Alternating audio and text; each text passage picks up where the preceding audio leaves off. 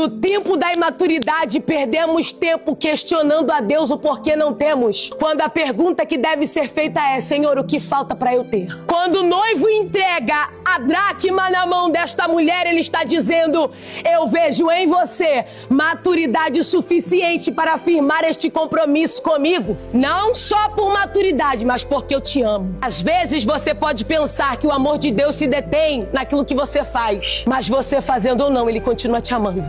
E eu só percebi isso quando parte da minha vida eu tive mais que trabalhar do que pregar. Aí eu achava que Deus me amava pelo ofício que eu fazia. Só que, na verdade, Deus me ensinou a amá-lo de uma maneira totalmente diferente. Quando, de dia em dia, eu ia em uma cidade, dormia em uma cama diferente, eu estava com pessoas diferentes, só existia um que nunca me deixou, que nunca me abandonou, e o Espírito sussurrou em o meu ouvido e disse: não é o que você faz, é quem você é.